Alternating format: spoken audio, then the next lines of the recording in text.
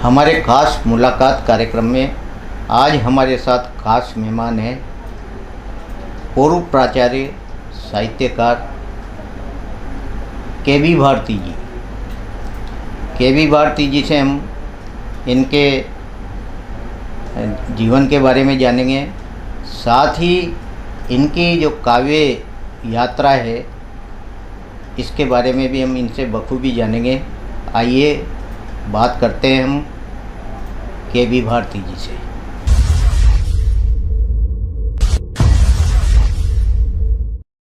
KB. Bharti जी, आपका हमारे studio में बहुत बहुत स्वागत है। बहुत बहुत स्वागत साहब, बिल्कुल बहुत अच्छा। के.बी. भारती जी, आप अपने जीवन परिचय के बारे में बताएं कि आप कहाँ से हैं, आपकी शिक्षा कहाँ हुई और आपने कॉलेज में अध्यापन कराते हुए प्राचार्य तक आप पहुँचे। उसके बाद आपकी जो काव्य यात्रा, साहित्य सृजन जो आपका रहा वो किस रूप में रहा, हमारे दर्शकों को बताएं। राजस्थान के बूंदी ज़िले की नैनवा तहसील और उस तहसील में एक सुंदर पहाड़ियों से घिरे झरनों वाले गांव, प्रकृति की सुषमा से युक्त तलवास नाम का एक गांव है। उस गांव में 1957 1 अगस्त को मेरा जन्म हुआ। बजाड़ बंशीलाल राव और रामकन्या बाई बजाड़ मेरे माता पिता।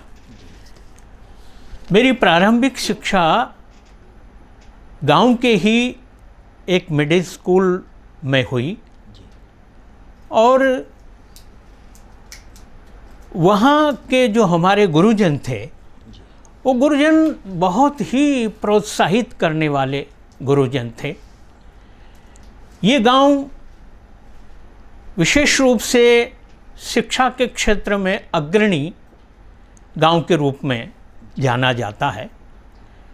वहाँ पर हर घर से एक स्नातक शिक्षा प्राप्त युवक अवश्य है और कई सारे शिक्षक हैं, विभिन्न सेवाओं में वहाँ के लोग हैं, विदेशी सेवाओं में भी है। तो वो जो मिडिल स्कूल में मैं पढ़ता था तो 5वीं क्लास में एक भीति पत्रिका निकाली गई। वो मासिक रूप से निकलती थी, एक कार्ड शीट पर दीवार पर चिपकाई जाती थी और छोटे बच्चों की छोटी छोटी रचनाएं उसमें लगाई जाती थी। तो मेरी वो 5वीं क्लास में एक छोटी सी रचना 4 लाइन की वो लगी और गुरुजनों को बहुत पसंद आई। भगवान मेरा जीवन संसार के लिए हो जिंदगी तो लेकिन उपकार के लिए हो। सुंदर स्वभाव मेरा दुश्मन का मन रिझाले, वो देखते ही कह दे तुम प्यार के लिए हो, वो देखते ही कह दे तुम प्यार के लिए हो। वो जो 4 पंक्तियां जो है वहाँ जब लगी उस भीति पत्रिका में तो हाथ से ही भीति पत्रिका में लिख लिख करके वो लगाते थे। गुरुजनों ने बहुत प्रोत्साहित किया और उसका परिणाम ये रहा कि 5वीं 7वीं 8वीं 9वीं तक मैं बढ़िया रचनाएं लिखने लग गया। सेकेंडरी की जो शिक्षा है मेरी वो गांव के नज़दीक ही नैनवा तहसील में ही देई ग्राम है, वहाँ के माध्यमिक विद्यालय में मेरी शिक्षा हुई 9वीं और 10वीं की। 11वीं की शिक्षा के लिए मैं कोटा में आ गया। कोटा में मेरे बड़े भाई साहब यहाँ श्री राम रेंस में सर्विस करते थे, तो मैं यहाँ आ गया और Gumanpura multipurpose senior secondary school में मैंने वहाँ दाखिला लिया।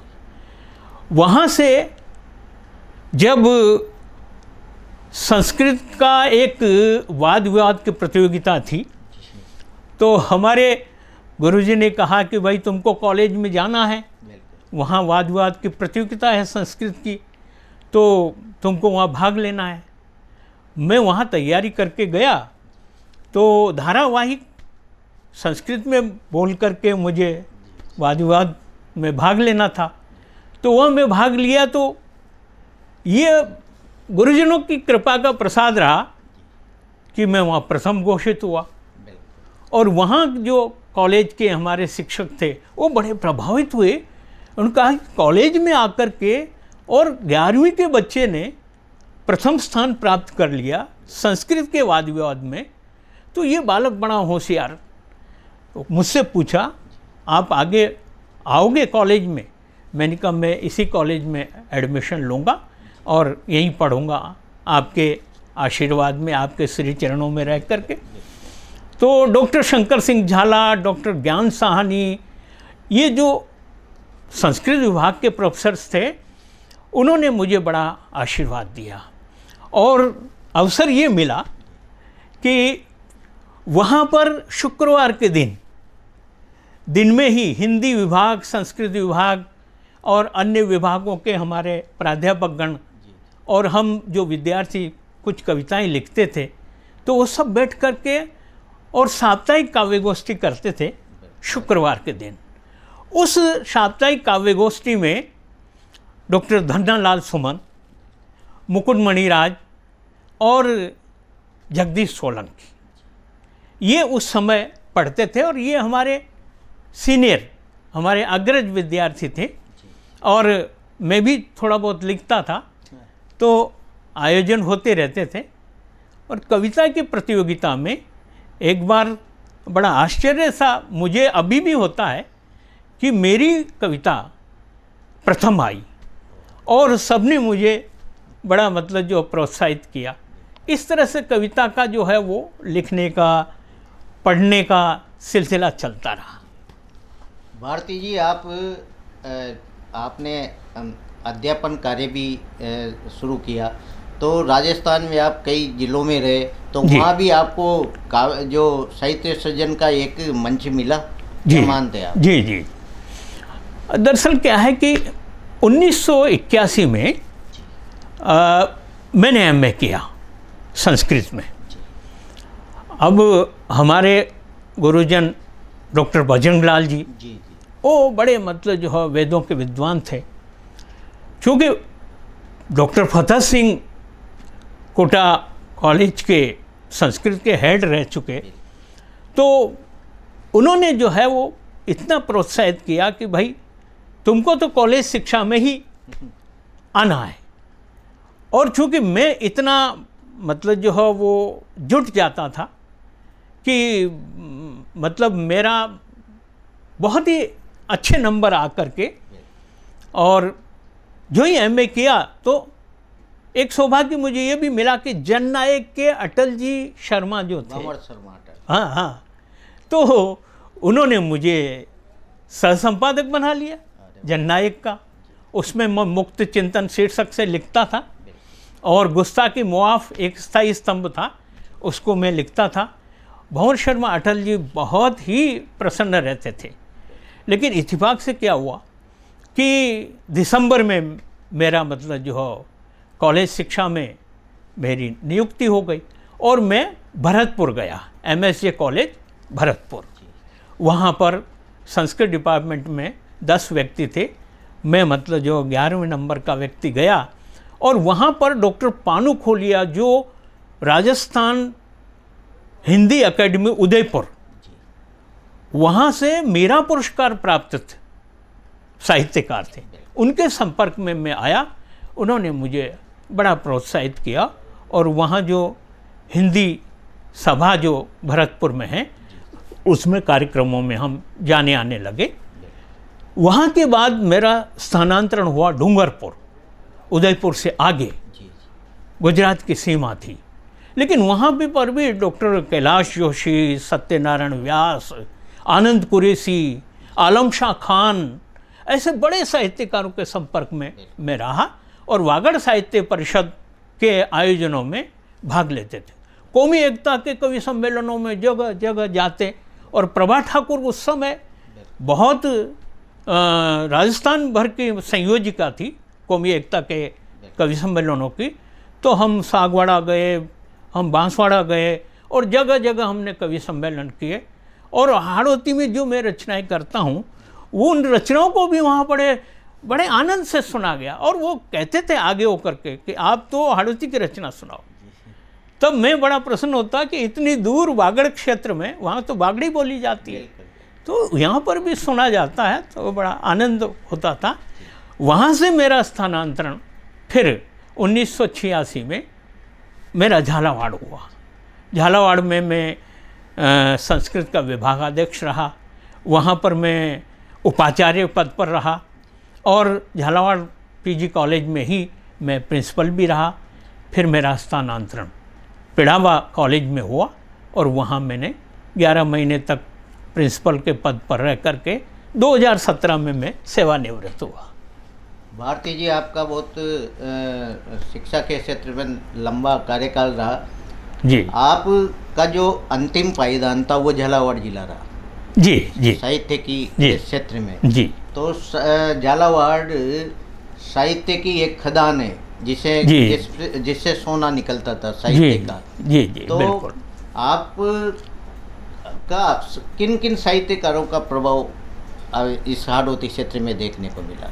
लेकिन साहब, मुझे सौभाग्य मिला झालावाड़ पहुंचने पर मुझे रघुराज सिंह जी हाड़ा साहब के श्री चरणों में बैठ करके आशीर्वाद लेने का मुझे सौभाग्य मिला। और हाड़ा साहब के विषय में जो मेरी अपना मानना है कि वो हाड़ौती के सिरमौर रचनाकार थे। राजस्थानी में कविता को पहचान दिलाने का काम और विदेशों तक राजस्थानी कविता को पहुंचाने का काम हाड़ा साहब ने किया। और जितना वो कविता के क्षेत्र में वो जितना गहनता रखते थे, गहराई रखते थे, उतना ही उनके व्यक्तित्व में भी उसी तरह की निर्मलता थी, सद्भाव था। और वो अनुजों को तो वो आशीर्वाद ही दिया करते थे। वहाँ पर जितेंद्र निर्मोही मुझे मिले।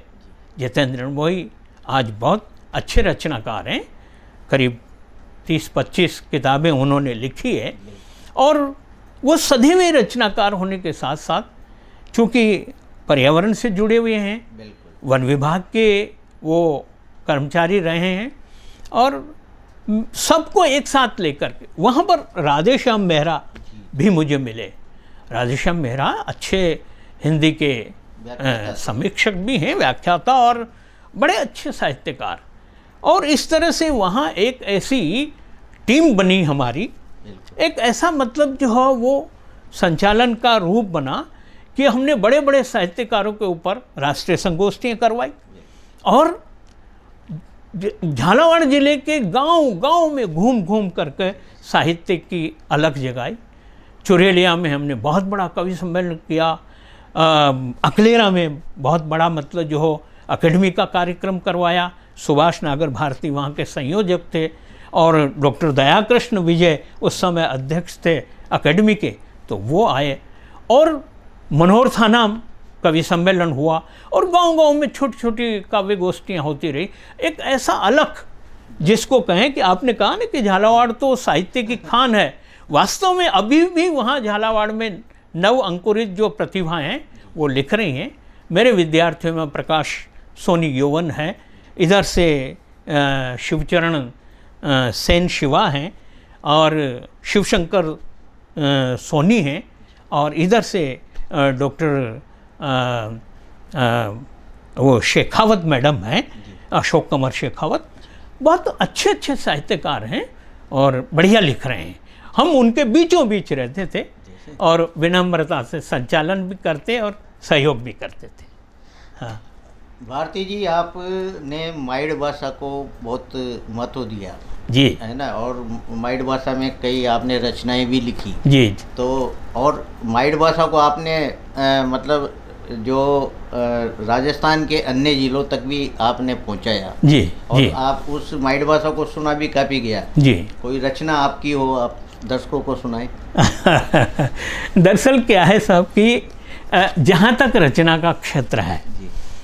तो मतलब तीनों भाषाओं में लिखने का मेरा अपना अभ्यास है।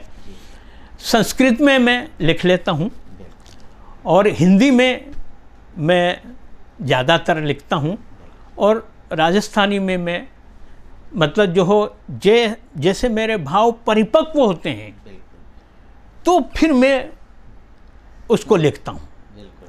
तो मतलब दरअसल क्या है कि कविता के साथ एक ऐसा वो जुड़ा हुआ है कि अगर आप ज़बरदस्ती कविता करेंगे, लेकर के डायरी और पेन आप लिखने बैठेंगे, कविता नहीं आएगी। सच कह रहे हैं।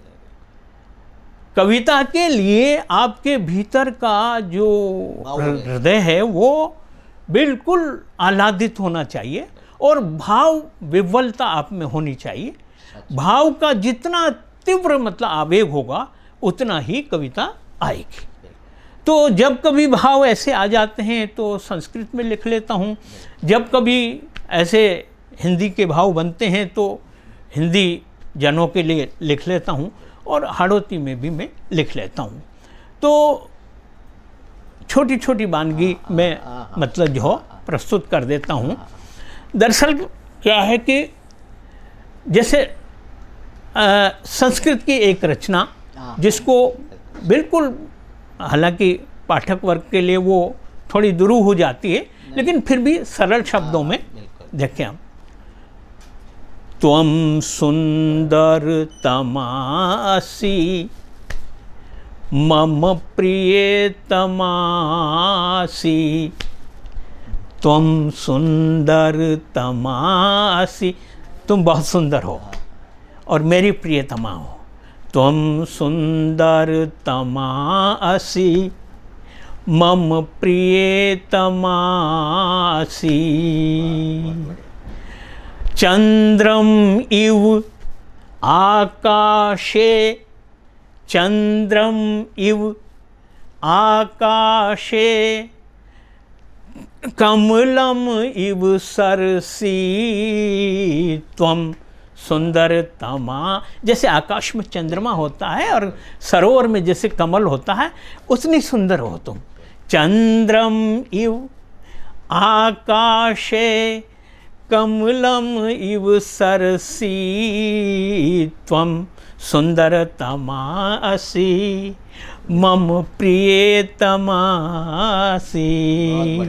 फिर उसमें अंतरे वगैरह चलते हैं। रचना बड़ी है, लेकिन गज गतिरिव अति धीरा, ते पद गति कल्याणी, कोकिल इव अति मधुरा, ते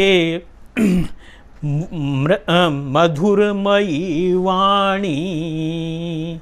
इस तरह से ये चलती है कि भाई हाथी की तरह से तुम्हारी चाल है और तुम्हारी कोकिल की तरह से मधुर वाणी है और तुम बड़ी सुंदर हो और मेरी प्रियतमा हो। इस तरह की जो रचना है वो मंच पर जो है वो युवकों को भी है और जनता जनार्दन को भी, लेकिन उसमें गरिमा का जो भाव है वो ये है कि कविता से एक बड़ा संदेश मिलना चाहिए। और वो संदेश ये है कि सब कुछ होते हुए भी, सौंदर्य भी होते हुए भी, तुम मतलब जो जीवन की वाहक हो, मेरे जीवन की संगनी होकर के संपूर्ण जीवन को मतलब जो है पार लगाने वाली हो, यह संदेश उस रचना से मिलता है। इस तरह से ये संस्कृत में थोड़ा बहुत लिखते हैं, लेकिन भाव जब तेजी से आते हैं तो लिखता हूँ। भारती जी, आपकी मौलिक कृतियाँ कौन कौन सी है जो प्रकाशित हो चुकी? मेरी जो मौलिक कृतियाँ हैं उनमें एक जो है वो रस मंजरी करके एक मतलब जो है वो राधा कृष्ण के स्तुति के काव्य के रूप में है, जो वृंदावन से प्रकाशित हुई है। और वृंदावन के साथ साथ जितने भी जो कृष्ण भक्त मंदिरों में उसका दैनिक रूप से उस स्तुति का पाठ होता है। स्तुति का पूरा ग्रंथ है और उसका पाठ होता है। इसी तरह से एक गोविंद गीति करके है जो अहमदाबाद से वल्लभ संप्रदाय पीठ से प्रकाशित हुई है। उसमें भगवान श्री कृष्ण के बचपन के और युवावस्था के और तरुण अवस्था के और उनकी महिमा के उसमें रूप हैं। और वो जो है वो पूरे विश्व में मतलब जो हो उसका वितरण किया गया वल्लभ कुल संप्रदाय के पीठ के मंदिरों में और ट्रस्टों में, और उसका भी पाठ वहाँ समय समय पर होता रहता है। एक पुस्तक मैंने लिखी संस्कृत की, निबंध पारिजात करके, जो एमए और स्नातक परीक्षा के विद्यार्थियों के लिए उपयोगी है और पाठ्यक्रम में लगी हुई है। इस तरह से 3 किताबें मेरी जो है प्रकाशित है। और मंथन के मोती, ये पुस्तक मेरी प्रकाशनाधीन है। जितेंद्र निर्मोही के काव्य में चेतना विषय पर एक समीक्षात्मक पुस्तक मेरी आने वाली है, वो प्रकाशन में लगभग तैयार है और आने वाली है।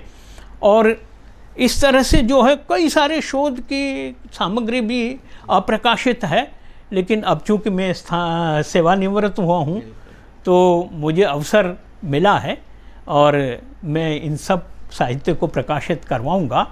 तो बहुत मुझे भी ये रहेगा कि सब लोगों तक पहुँचेगी कृतियाँ और बड़ा मतलब जो सुखद अनुभव होगा। जी भारती जी, आज मैंने पहली बार ऐसे साहित्यकार का साक्षात्कार किया है। भाई 2 भाषाओं में तो मैंने कई साहित्यकारों का, लेकिन आज इसमें तीसरी भाषा संस्कृत जुड़ी है। आपने संस्कृत में भी अपना वाचन किया, काव्य वाचन, ये बहुत सराहनीय काम है, क्योंकि संस्कृत में रचना शायद बहुत कम साहित्यकार करते हैं। ये बहुत बखूबी आपका कार्य है, निरंतर चलता रहेगा, बहुत अच्छी बात है। आज जो साहित्य लिखा जा रहा है भारती जी, पहले जो साहित्य लिखा जाता था, जो आज लिखा जा रहा है, उसमें कितना अंतर मानते हैं आप? देखिए साहब, बहुत ज़्यादा अंतर इस समय जो साहित्य लिखा जा रहा है उसमें मैं देख रहा हूँ। दरअसल क्या है कि कवि जो है वो बड़े हल्की मतलब जो है वो शैली में अपनी कविताएं रोज़ लिख करके और व्हाट्सएप पर भेज देते हैं, और ऐसा लगता है कि जैसे बिल्कुल ही मतलब जो है ध्यान नहीं दिया गया है।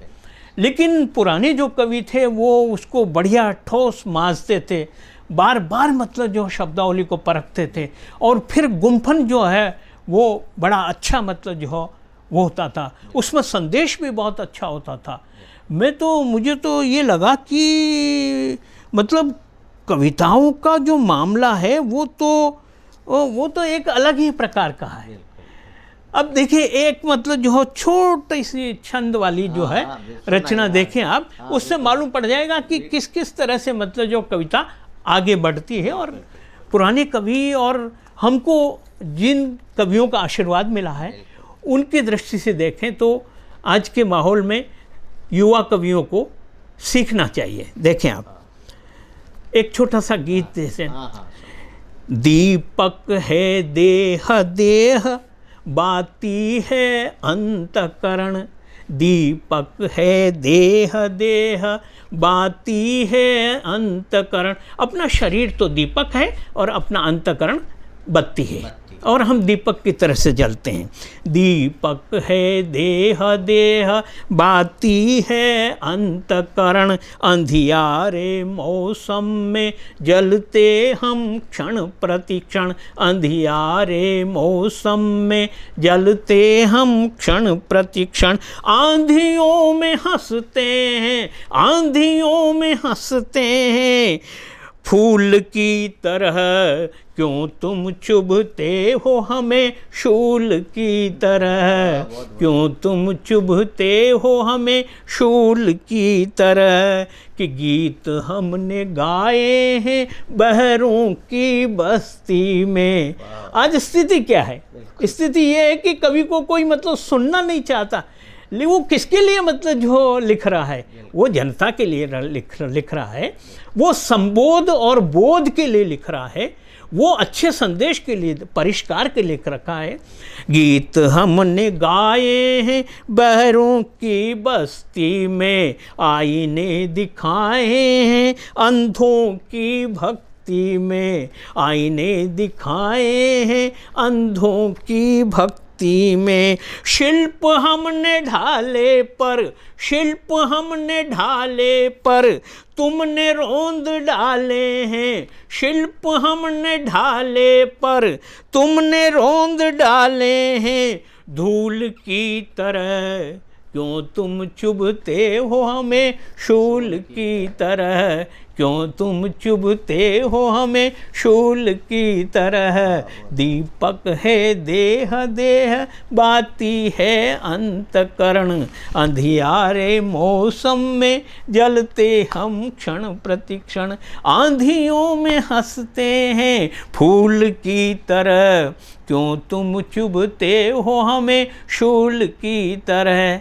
इस तरह की जो रचनाएं, मैं समझता हूँ कि कवि को बड़ी गहराई से, बड़ी ईमानदारी से, बिना राग द्वेष के कविताएं लिखना चाहिए। और कवि का जो धर्म है वो ये है कि वो संसार में डूबा रहते हुए भी निर्लिप्त दिखे। निर्लिप्तता ही कवि की सबसे बड़ी पहचान है कि वो सांसारिक राग द्वेषों में लिप्त नहीं हो और निर्लिप्त होकर के जनता को संदेश दे। इस तरह की कविताओं का माहौल होना चाहिए आज के समय में। मैं समझता हूँ नए रचनाकारों को ये संदेश पहुँचता है नहीं? भारती जी, आपको कोई साहित्य पुरस्कार या मिला हो हमारे दर्शकों को बताएं। हाँ, पुरस्कार में तो देखिए साहब कि कोटा में तो सारंग साहित्य समिति है, उन्होंने मेरा सम्मान किया था एक बार। भारतेंदु समिति जो है उन्होंने साहित्य श्री सम्मान मुझे दिया हुआ है। और इधर से आर्यावर्त साहित्य समिति है, ये इसने मुझे सम्मान दिया है। इधर से अखिल भारतीय साहित्य परिषद कोटा ने भी मुझे सम्मानित किया है। जयपुर की अखिल भारतीय साहित्य परिषद का मैं राजस्थान भर का प्रांतीय संरक्षक हूँ और 12 की साहित्य समिति ने मुझे सम्मानित किया है। झालावाड़ के जिला प्रशासन में ने भी मुझे सम्मानित किया हुआ है।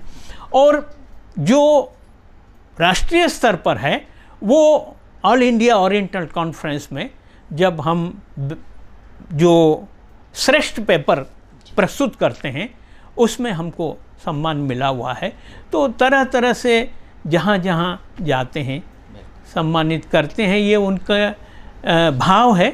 बाकी हमारा तो विनम्र यही है कि अच्छे से अच्छा लिखें, अच्छे से अच्छा प्रस्तुत करें, अच्छे से अच्छा लोगों के साथ संवेदनापूर्वक मतलब जो है व्यवहार करें, क्योंकि आचरण भी मनुष्य के लिए बहुत ज़रूरी है। आचरण के बिना आचारहीनम न पुनंति देवा, आचार से हीन व्यक्ति को देवता भी जो है वो क्षमा नहीं करते, पवित्र नहीं करते।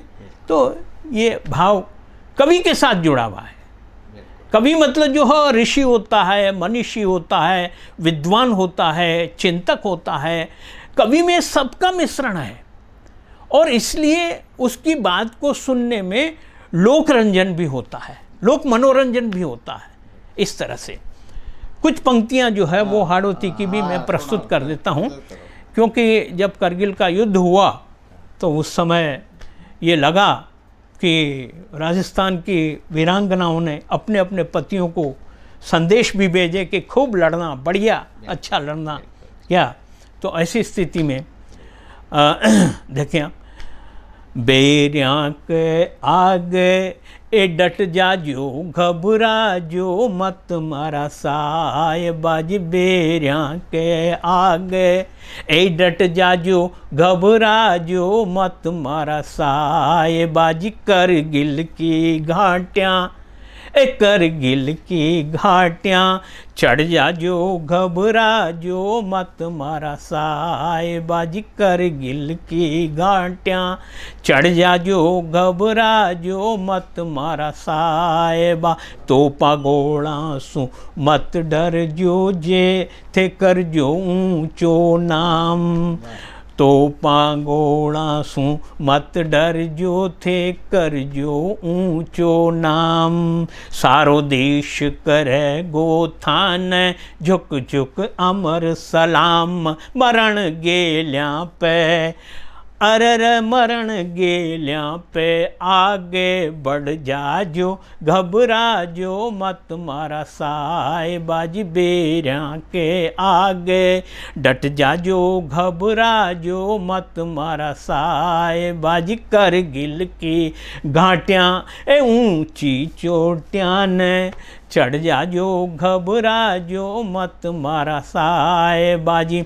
और अंतिम उसमें, क्योंकि समय का ध्यान रखना जरूरी है, अंतिम उसमें जो है वो का कि गाड़ तिरंगो सीमा पे बण विजय वीर घर आजो, गाड़ तिरंगो सीमा पे बण विजय वीर घर आजो, और भारत माँ की बलिवेदी पर कथे प्राण लुटाजो, भारत माँ की बलिवेदी पर कथे प्राण लुटाजो, मोटी जस पोथियाँ अरर मोटी जस पोथियाँ पड़ जा जो घबरा जो मत मारा साहिब। आप यशस्वी होना लड़ करके, युद्ध जीत करके, या फिर बलिदानी हो करके, मोटी जस पोथियाँ पड़ जा जो घबरा जो मत मारा साहिबा जी, करगिल की घाटियाँ ए चढ़ जा जो घबरा जो मत मारा साहिबा जी, बेरिया के आगे ए डट जा जो घबरा जो मत मारा साहिबा जी। एक विनम्र प्रयास है रचना लिखने का जी। ये थे हमारे साथ साहित्यकार श्री के.वी. भारती जी।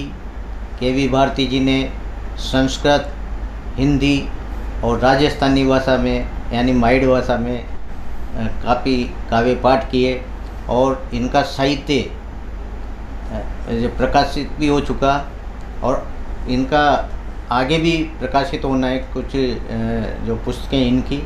आज ये हमारे स्टूडियो में पधारे, बहुत बहुत धन्यवाद साहब। आप सबका धन्यवाद, जो सुन रहे हैं उनका भी धन्यवाद।